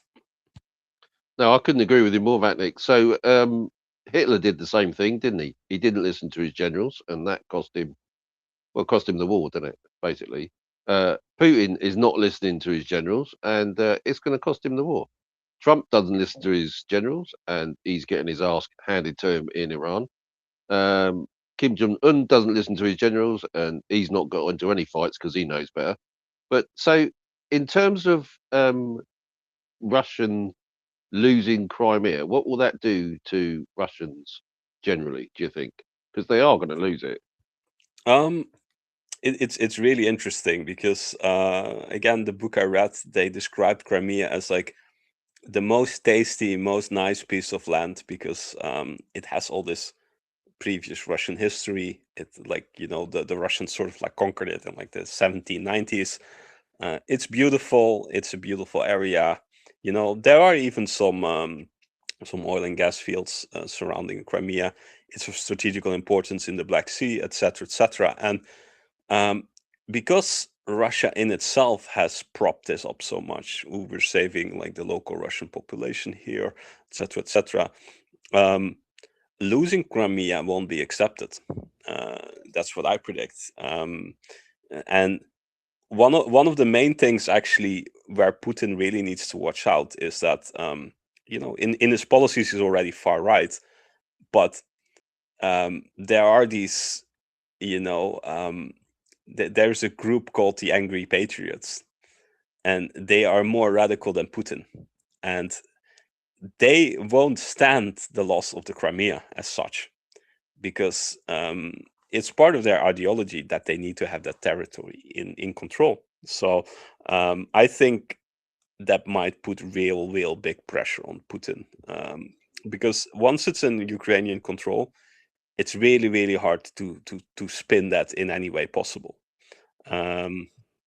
That's and what will also happen is Russia will then have a big flood of refugees coming from that area, because they have been putting up colonizing 1.5 million extra people there from the Russian side since 2014. Ukraine is not going to let those people stay. They will send them back. So that's another thing they need to think about. Like, okay, we will just need to take all these people in as well. So those people will also be like heavily negatively impacting like the whole story the Russian regime can still tell. So yeah, I think in that sense, it will be really striking if they have to give it up. Will, you have your hand up. I also compare periodically. Well, I don't talk about it, but I compare mentally Putin to Hitler because they're both fascist, authoritarian, genocidal dictators. That try to be aggressive and take over their neighbors. So yeah, we had an interesting conversation about this morning too, when Adam and I were on, because the loss of Crimea does look like it's on the cards, near term or long term anyway, at least. And what happens if a Putin also not does something else that Hitler would done and gives the order not one step back, right? That under no circumstances is anybody allowed to abandon their positions in Kherson or Crimea or wherever he does. As soon as so there's an if he arrests all the people that are in the Patriots group you talked about, if he times the arrest and removal of that threat appropriately, he might survive it. But there's a black swan event, I think, that you could define as Putin gives the not one step back order for any military troops directly from the highest level in Crimea or anywhere else, and there's a huge negative reaction to that. Right, the folks at the front have zero supply. If at the time they have zero supply, they have zero water, low water, low fuel, low food, low everything, and that's gonna happen in the next couple months if things keep going like they are. And if he gives that order to that army that will be there in the condition they'll be at the time, it might be a serious overall mutiny. It might just be quiet quitting, with people refusing to fire, refusing to move forward, and the kind of thing that we say happening in small groups in like the Srebrenica forest in the recent past. That it is a moment when a guy like Putin could face an existential threat of his presidency between these people who who see the writing on the wall, want to have a future life for them and their children in Russia, and maybe don't have the capability or all the money to get out. And they want those folks will be ready for a change. If Putin gets abandoned by or attacked by the hard right wing, this Patriots group you're talking about, at the same time, it might generate an impetus to have a group of Siloviki and security forces decide, maybe some of the pragmatists that want the war to end get on side of the right wing and convince them that their futures aren't guaranteed unless they stop the war, and then they are ready to remove Putin. But so it might be as a result of him doing something phenomenally outlandish, like a no, not one step back order, because that literally means the death of every one of your soldiers that is there and anybody who wants to be Russian in that country or in that territory. I I fully could, agree. yeah, couldn't agree more, Will. Hence why, and I think it's twofold why Ukraine hasn't taken out the Kerch Bridge. They can't physically do it at the moment, which is They're waiting on ballistic missiles, which I'll come on to in a minute. But it's an escape route for all the Russians. It's an escape route for all the Russians. And they're saying, we're not bombing it. Off you go, people, because Crimea is going to fall. And best you walk out now before we have to shoot you, because they will be shot. There's no two ways about that. Vatnik, your thoughts? Yeah, it's just like in my eyes, Ukraine did it brilliantly. They, like damaged the bridge enough so it couldn't be used for heavy train transport or heavy military transport, but it's still usable for normal civilian cars. So eh, once that situation happens, what they want, of course, is that those people will be able to flee as fast as possible. Because Ukraine, yeah, like we all know, important for Ukraine is the perception of the world. So if those people get entangled in all of that, that could make it much more difficult to operate in Crimea itself, or the taking of Crimea. So yeah, it's an interesting thing. And yeah, I just want to stress Ukraine, of course, has been using the partisans of Atesh in that area as well for all the intelligence, for all the strategical parts of it all. And these people are really motivated. And I think that's a key strategy that we sometimes don't think of. But the success of the Crimea is also the success of intelligence, of knowing where to hit what, of what is new, of what has changed, of what the Russians put somewhere. I think that's a big part of it as well. That you do have people that want, at least for a part on the Crimea, that want to be rescued and freed from this regime. So yeah, it's I fully agree with you and Will. Basically, it's a bit boring, but yeah, it's good that we're on the same side. No, absolutely. Now, the UK hosted the E3 countries yesterday, which is France, Germany, Ukraine, and the UK. And subsequently, which I was very pleased to see, the president went and had a cup of tea with our king, bless their cotton socks. And they had a good chat, as they always do. But the point of the meeting was the E3 countries will help Ukraine with anti-ballistic capabilities. And I hope we will manage to develop a European anti-ballistic system together with the UK. We're working on it. We need it, and the UK needs it. Secondary, sanctions. Yesterday at the E3 meeting, everybody agreed that we need to strengthen our sanctions on Russia, especially aluminum. Let's put it that way. Thirdly, we need to move the Ukrainian army to a contract-based system. It's dangerous to be a soldier, and we need to give them respectable salaries because they are giving their lives. We need additional funding for this currently.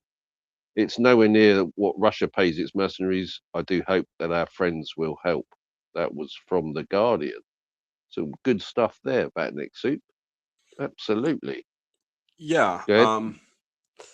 So I was going to Kamyansk this weekend, which is not far from Dnipro. I have a friend of mine who was in military training, so we went to see him. He got a day off basically, and on our way, we actually met some soldiers from Zakarpattia that were temporarily going home, and one of them just started saying like, "Ooh, I'm just, 2 years is too long. He was fighting for 2 years already, and this war needs to end, etc., etc." And that sentiment does live in the Ukrainian army for a bit. That the consequences, of course, are a lot worse, where people don't want to live under Russian occupation. It's just that the current system, where in Ukraine, there's a big discussion of okay, it's hard for Ukraine to recruit new people. But I'm here on the ground in Kiev, and I know that these discussions are much more nuanced in a lot of ways. Sometimes it's out of financial reasons that people don't join the war. Sometimes it's because of specific reasons that could be solved, but they're like customized solutions to these kind of situations that the current setup in the army is not basically facilitating yet. And I think that's the way to go for Ukraine. There are like, it is possible to get more people, and if you have more people, you can more easily relieve soldiers who are longer at the front and give them more time off and actually help with motivation like that.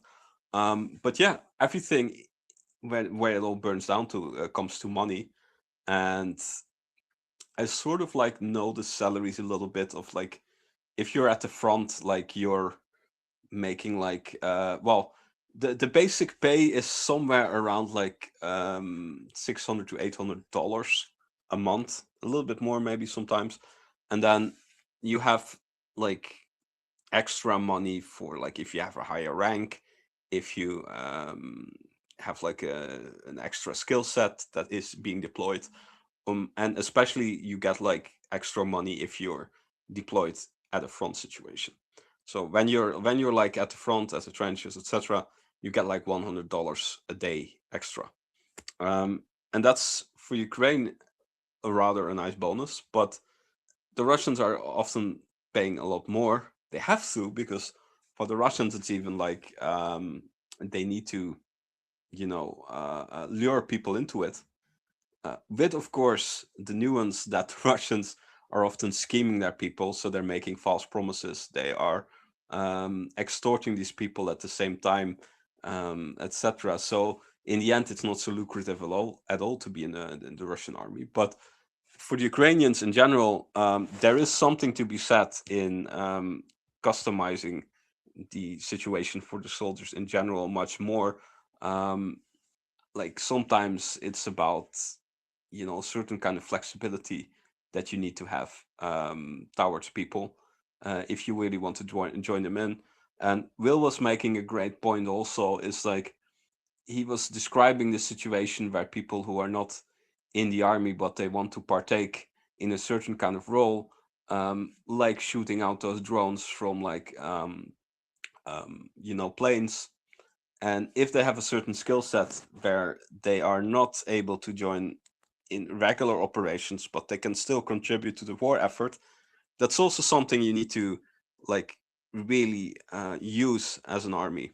And yeah, that's something that's, the discussions about that need to be more in depth here in Ukraine, um, to specifically also like the units that you are conscripted in.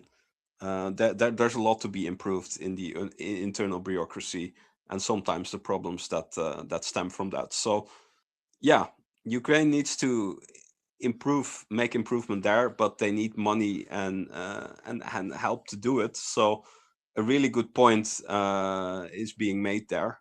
What I'm still waiting for is just the Dragonfire. You Brits designed like this laser kind of like anti-air defense system, and it's still not out there. And it's, it has this perfectly Game of Thrones kind of name, and we're still not seeing it at the front. And I was really hoping at one point that these lasers would help in shooting down drones, etc.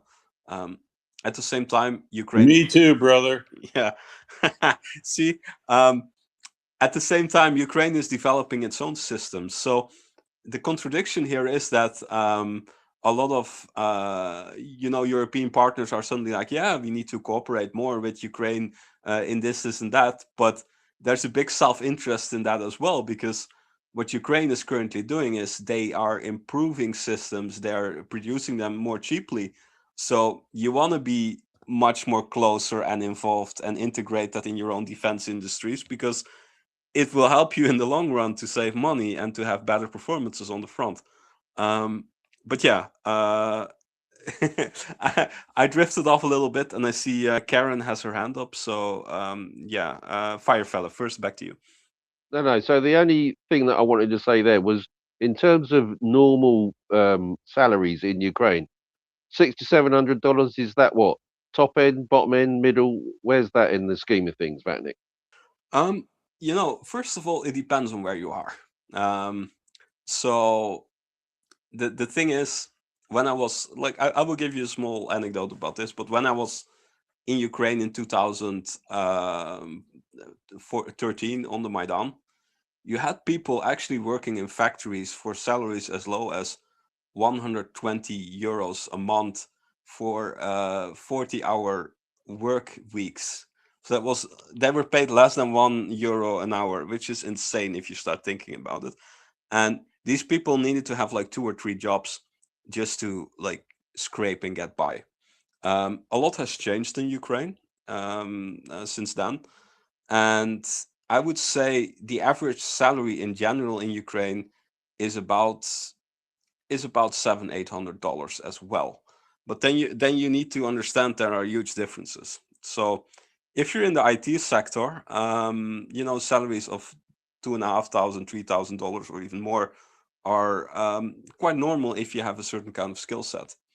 At the same time, if you see market vendors on the street, you know that they are making less, a lot less money. They might only make like $400 a month.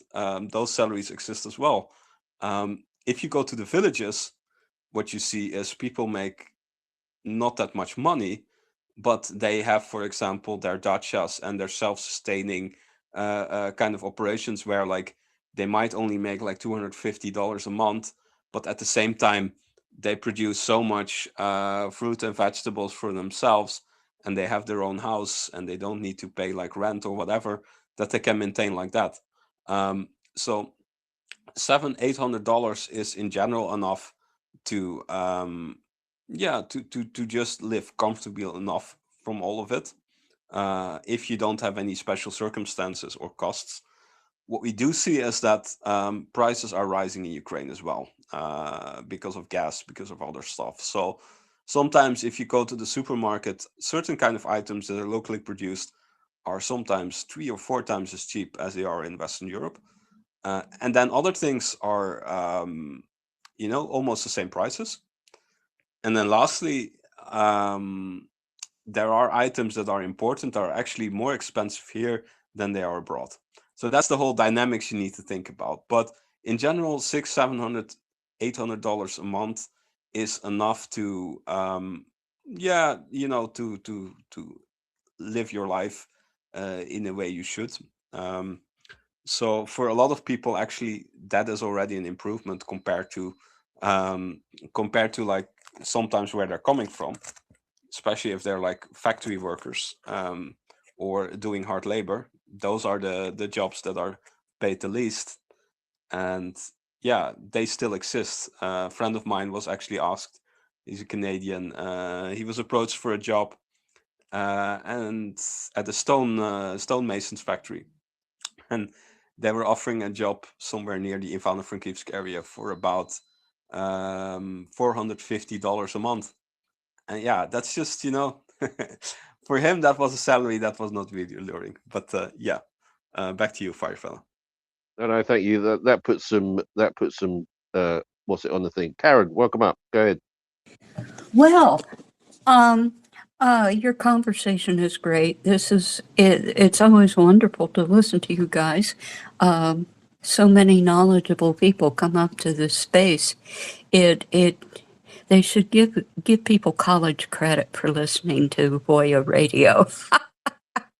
But anyway, most people know here who have listened to me before is that I tend to be a bit of a cynic. So I want to throw out some things that are currently kind of worrying me, and you can pick me apart and tell me I don't have anything to worry about, because I really don't want to have anything to worry about.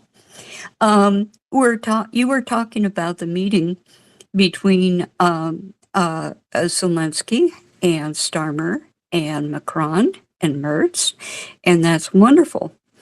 Except there's an election coming up in 2027. And Jordan Bardella, who is a protege of Marie Le Pen, is the favorite to win this 2027 race. So that is something that will have to be, there'll have to be a just-in-case scenario. Just in case France goes to the right, there needs to be plans made, and hopefully French will choose better. The two most popular candidates are on the far right and far left, and the centrists aren't doing so well, and I find that very disturbing. And another thing is that there is a woman by the name of Mary Eckler. Her last name is spelled Ehler, and she has been on the forefront of Patriots for Europe moves to kind of bring take Europe to the farther to the right. And so I wonder if what kind of a threat she poses. And then I remember when we first started talking about lasers. I love lasers because they remind me of Star Wars, and lasers are wonderful. They can do an incredible amount of damage. They're cheap to operate in many ways. There are many good things, but the Royal Navy now has fast-tracked the 50 kilowatt Dragonfire, direct energy weapon for installation on Type 45 destroyers, but lasers do poorly when there's water vapor, fog, salt spray, and rain.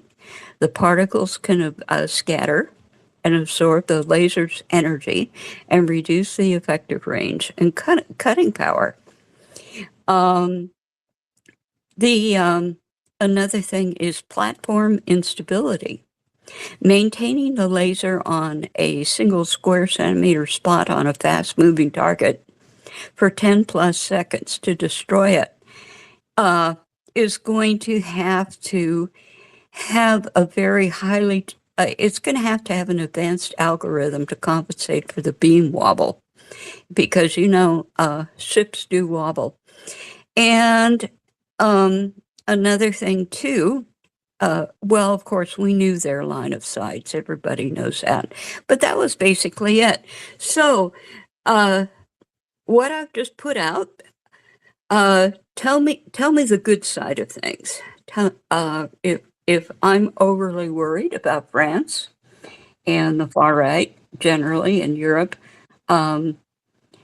let's bring up some other arguments, and hopefully I'm over worried. Karen, you're over worried. So our French cousins across the water, bless their cotton socks. So the far right in Europe generally shouts louder than anybody else until we get closer and closer to the elections. I know it's 2027. That's next year. My expectations are things will change dramatically before then. So I wouldn't worry about the French. So they always come out with this. Oh, the French right are winning the win. They're going to get in power, and they hardly ever do. Well, they never have. Have they? No. So and the second thing is, you're talking about the British Navy, young lady, and we have the best engineers in the world. So my expectation is the Royal Navy will sort it out, and along with BAE Systems and Thames and all the other engineers that are brought to bear on this. So if the Royal Navy says that they're going to fit it on their Type 45 destroyers, they will fit it, and it will work. Well, as much as anything else works in the Royal Navy. So I wouldn't worry about these things. And I can't remember the other problem, so I'm not going to think. Will, you got your hand up. Go ahead, sir. I totally lost track of what I was thinking about listening to Karen. No, I remember. Vatniksoep, with regard to troops getting paid at the front, have you heard anything further in the last probably 3, maybe 4 weeks since Fedorov said that they're revamping pay and conditions for soldiers? So they were going to get a massive pay rise across the board for serving in the Ukrainian military, and they were going to get a lot of these different uplifts, and they were going to, guarantee health care and things. So I think I'd like to see the detail of that. I don't remember him giving a date for when the changes to military pay and conditions was going to happen. I'm just curious if you remember hearing anything about, or since you're in Kiev, have you heard anything further about improving conditions for Ukrainian military so that that more people want to volunteer? Yeah, to answer to the last question first, it all starts with recognizing the problem. And what I do see here is that it's talked about now. Okay, we need to do something different. It's also sparked, like in the past already, with the debate on how long to deploy soldiers in the trenches. And there has been some research that if you put them like longer than 10 days or even 10 days, the performance of the soldiers in the trenches dramatically goes down. They become more passive. They care less about stuff, etc. And so there has been a huge push to say, okay, we don't want to have the soldiers in the trenches that long anymore. Beginning of the war, of course, they had to do this much more, and it still happens, of course. But that's a situation they wanna build down on. So in general, yeah, the discussions are happening, but that's the thing, until now, it's still a promise, and it hasn't bared any fruit yet of what concretely will happen to these soldiers. If they, if there will be higher salaries, if there will be, yeah, most likely there will, but we don't know to what extent, to whom, etc., etc. I do So know. there's literally been nothing published on Fedorov's announcement since he made that announcement while As I was still in Ukraine. as far as I know, but like I could be wrong. I honestly say sometimes I miss the news as well. But like, let's just put it like this: I speak to soldiers sometimes, and I haven't heard any voices from them that like, oh, we now have this or this. They made these changes. So I think it's still like in the works. They still need to do it all, and in a way that would make sense because. The general problem with Ukraine is, of course, first of all, it has to do with the budget. So Ukraine needs to sometimes make hard choices, like they need to pay the pensions, the salaries of the, people in office, etc. And it's not like Ukraine has a lot of spare cash lying around. They really need to make strategical choices in a lot of ways. And they try to do that, I would say, as efficient as possible. They sometimes fail in this, but at least, if you see how they've defended so far, you can't make but any other conclusion that like they have used that money efficiently to the extent that you could expect it from them. But at the same time, so it's only Europe that recently has promised though that big budget, and that's close to like 100 billion. And Yeah, we do 90 know that billion. 90 billion exactly. And we do know that we often talk about how expensive the war is for Russia, but like for Ukraine as well, they have big budget gaps if its allies don't support anymore. And what we have seen so far is, yes, we have seen individual pledges from countries like, okay, 2027, we promise to donate like 4 billion, et cetera, for this or that. And what you hadn't seen so far was like these really big numbers that Ukraine needed. So the 90 billion is up there, and they will be able to make these changes, but I think it's still up there in the debate. Like, okay, how exactly do we do this? Because you really need to think this out about all the consequences things can have and how diverse this war is. If you commit yourself to certain areas too much and spend relatively too much compared to others, that could like backfire in the future as well. So it's really complicated, I would say, and that's why I think like it will happen, but it will take a time before they make like a final decision into all of this. Back to you, Will.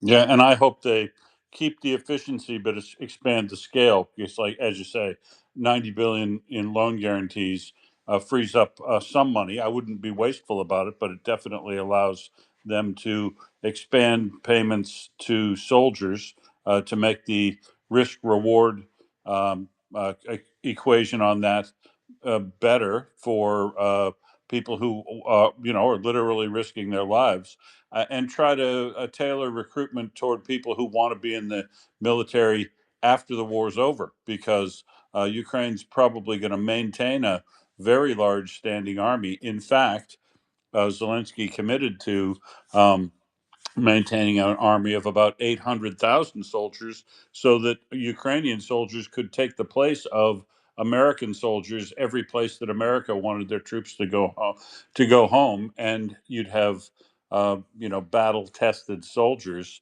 manning the defensive lines in multiple places in Europe when the war is over. So planning for the future after the war is over is also something Fedorov might be thinking of doing, but I certainly hope they increase.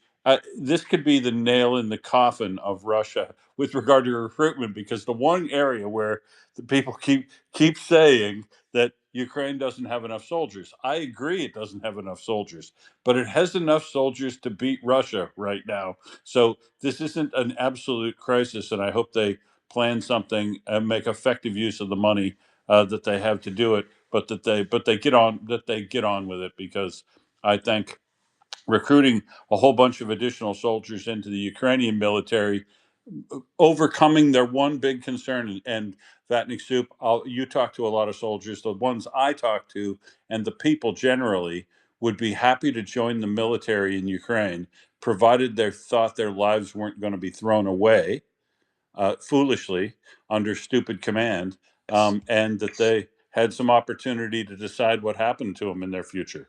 Yes. I fully agree with you there. Not one of them mentioned money. Well, yes and no. But money's Yeah. nice. I'm just saying, money's nice. Yeah, But yeah, most yeah. of them just wanted to make sure they were going to make a difference and their lives weren't going to be thrown away. No, but sometimes money is like the key difference in certain kind of areas, because yeah, sometimes think of it like the small problems that you have at the front. Sometimes it's money that like, if you have a direct more pay, sometimes you can solve something by paying out of your own pocket partly for it, if you have that extra money compared to like the old situation. So I think partly it has to do with the old Soviet ways. I mean, we can't deny that Ukraine is also sometimes still stuck there. They are basically in a Oh yeah. transition period, and you have good units and you have bad units. And in the West, we have this like the perception of the brave Ukrainian soldier, and their army is so up to par, etc., etc. And that's true for a part of their army, but they also have parts of their army which stuff is really really amateuristic and really not up to standards. And the contradiction is Ukrainian society in itself. I will give a small example just to highlight how you should see Ukraine sometimes. So in the West, like if you are in a city center and you see these really expensive shops, you just see all of that clustered together, right? And what you can have in Ukraine is like you can see like a Louis Vuitton shop, and then maybe some other expensive shops, and then around the corner there's like an old drunk begging for like a few dollars, or even less, and then you see like these really simple corner shops where people hardly make money. So my point being is, So like most big cities. yeah, well, Ukraine, well, in Ukraine that can, those things can almost stand next to each other. And the comparison I want to make is in the army. Like at one point you have the Ukrainian army that really has like the technologically advanced IT and the most advanced algorithms, etc. And then you still have like their way of sometimes doing the administration, where officers need to write long handwritten reports in ledgers, which sort of like reminds you of like the First World War, because there's nothing standardized there in that kind of thing. And for commanding officers, that's something a really menial and time-consuming task, which they don't like to do. And because they don't like to do it, there are mistakes, etc., etc. So in that area, for example, they could like really book like efficiency. But that's what I try to say. Like at one point, they're already in the 22nd century almost, with their algorithms, with their advanced robots, etc. And at one point, they're still like at the end of the 19th century almost. So it's a contradiction. And you know, the big advance that Ukraine could make is actually like in an organizational structure wise also address what's not going well, like these old Soviet methods.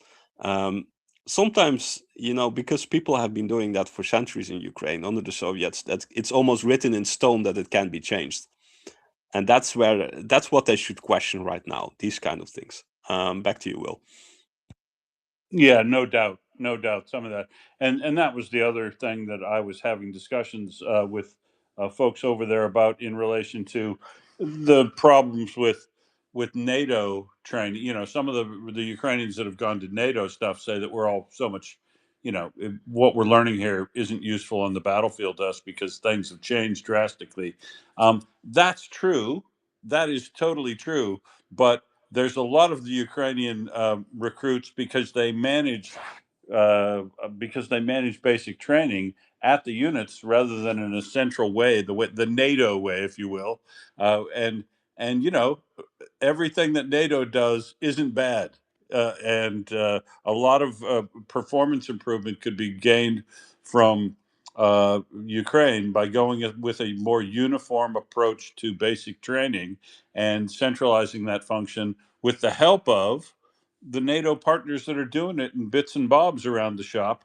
That now Ukraine said they're going to move all their training back into the country. I agree, but it ought to come along with all the NATO trainers and the method of instruction and the logistics behind how to do training in NATO and all the planning capabilities and you know some of the forms, some of the bureaucracy about how to deliver training from NATO would be far more efficient than the bureaucracy being used by Ukraine, and the competency, basic competency, would be raised across the board. So I think there's a lot that they could still do with the competent, experienced, non-commissioned officers in the units that are serving at the front in Ukraine, and by rotating those people through part of a break and then part of a training cycle where they do basic training for new recruits, which see, this is the thing. To fill out the Ukrainian army, I think what they need to do is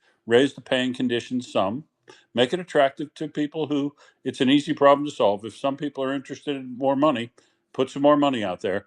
But you don't have to go overboard on it.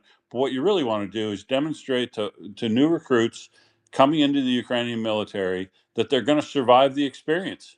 First and foremost, that you're going to get 4.5 months worth of high quality training, and then you're going to be moved into areas so that you can train with other units and have a situation set up where it's not a huge shock to you. And then part of that time is going to be spent up near the front so you can get used to the sound of explosions and stuff before the first day you're in there. And then when you do actually rotate up into position, alongside experienced units, you're going to spend, I don't know, 2 weeks up there, and then you're going to get rotated out. And you know the cycle, you get a rest, then you'll do a refit or a training cycle, and then you'll go back in. It's the rotation. Just a lot of what NATO does, the approach to it isn't necessarily bad, but the content of the training should all come from the current Ukrainian experience, which is the way modern warfighting is taking place. So I still hope they do a mix of those things. I hope they get the pay up, and I hope that recruitment efforts are continually easier in Ukraine, because that would be a real nail in the coffin for Russia, because Russia then would be looking at another example where Ukraine is beating them in filling out its army, where Russia's is going backwards because of their attrition rate is too high, and their recruitment is going terrible because pretty much everybody knows they're going to die. So, yeah. Yeah, fire fella. So sorry, I'm just need to respond to this. Then I'm gonna give you the mic. But yeah, what you say is completely true. And the difference I see, for example, with and I think you also we both discussed this topic in Kiev as well. Is like there's a big contradiction between like most NATO countries and Ukrainian countries, and NATO countries, they're like the army, they're very standardized with like you need to have every part of kit and everything needs to go to procedure, etc., etc. And because of that, sometimes you lose the flexibility when reality happens and, for example, there is something not available. Then we in the West are bound to procedures that are sometimes not the most efficient way to solve the problem. The Ukrainians, on the other hand, they're dealing with all these other kind of problems, like the old Soviet systems, where, in effect, and this is something throughout Ukrainian society, is like if you're like faced with a certain kind of problem, you think of a a stopgap or just a makeshift solution on the spot. And sometimes you just have to because you just don't have the resources. So you don't, there's not even an option to follow a certain kind of procedure, to do a new request, whatever. No, you're faced with this problem and you need to solve it yourself at that point. And that actually makes people more adaptive and more at hand to actually deal with problems directly, given they have the authority by the commanders, etc. But both stem from different kind of like approaches, and I think a combined approach of these two is actually where it needs to go. So you need to be adaptive enough to if something really goes bad, to think outside of the box and just to solve the problem right there and then. But you also need to have these facilitating processes for the times that you're not in such a situation. So yeah, I fully agree with you. The Ukrainians, they have taken a step actually to sort of like solve this this man problem in a way for the future, and that is that everybody who fights for the Ukrainian army for 1 year or more has the opportunity to get a Ukrainian passport. And the second thing that is actually good in that is because there are foreigners that are really interested in like a foreign passport. I had a Argentinian friend of mine who had fought for like 2 or 3 years already in Ukraine. He said like, yeah, I would take a Ukrainian passport, but Ukraine then requires me to give up my Argentinian passport, and I'm not planning to do that. So currently there's a situation where Ukraine now allows 2 nationalities when it comes to passports. So in the end, I will think they will get there in actually also holding people in Ukraine after the war. A lot of people, unfortunately, won't be capable of other careers. So it's actually also in that sense important that they, that they contribute, that they're part of. And in that sense, it would be great that Ukraine either would be part of like some kind of like NATO structure or EU structure or a thing as such, because then actually to financially maintain salaries, etc., that could come out of these budgets as well. The lump sum wouldn't necessarily have to paid by completely by Ukraine, or Ukraine could also benefit from, trainings, skill sets from other armies. So yeah, I do think it's the way to go for Ukraine, just to look at like after this war, what will our position be. The second thing, of course, will be that you will get a significant defense industry that will continue to produce big numbers. And there is a demand for that worldwide, we do know. And the fact that Ukraine can produce cheaper will actually also help in this area. And once you start having that, you also, start to build like military strategy even more around like the systems you use. And the Ukrainian army can actually even sell the complete package, how to use a certain kind of weapon and how to do the training, etc. So they could actually in the future be able to financially make it viable for them to have such a big army, and pay all these salaries and maintain all these people and training, etc. Lastly, what I want to say is those 800,000 people, it's actually a really interesting number because throughout the war, that has been the size of the Ukrainian army.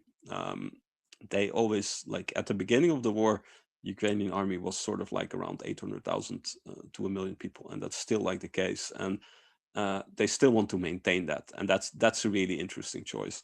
But yeah, so they sort of have like a strategy to have that at least as a minimum to continue the war, because we know at some areas they're thin stretched, but they have been holding out so long, so they actually need that for a future war as well. So yeah, fire. Sorry for my long explanations here. Back to you. No, it's absolutely fine, Vatnik. So it's just the cultural change that the armed forces of Ukraine, all of them, are going through, and that is a massive ask. So yeah, it's just a difficult path sometimes, but I'm more than assured that Ukraine will get there. If anyone can do it, they can. I'll just leave you on the following because I need to get away now, Vatnik. So during the E3 talks, President Zelensky asked Keir Starmer for Abramovich's, I think it's 235 million he sold Chelsea Football Club for.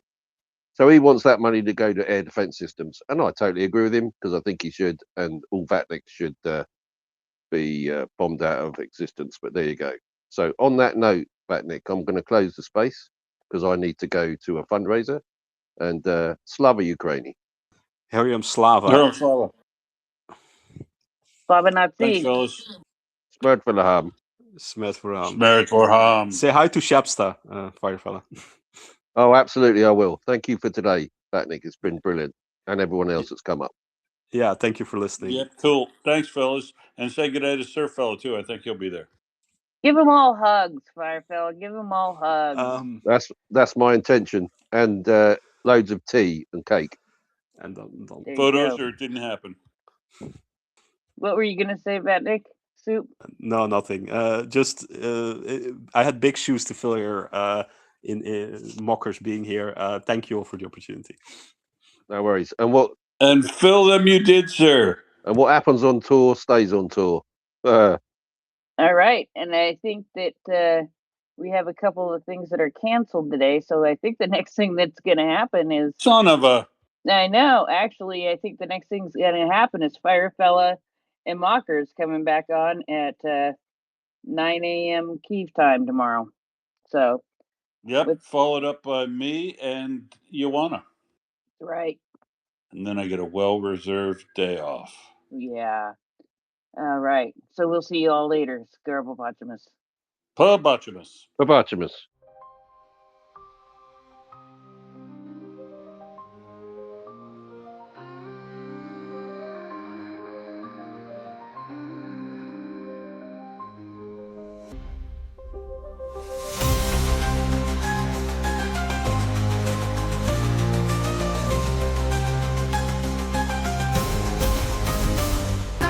Join us on the radio.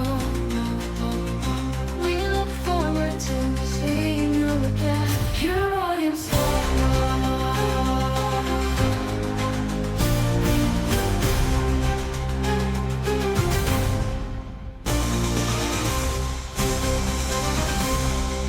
Your audience.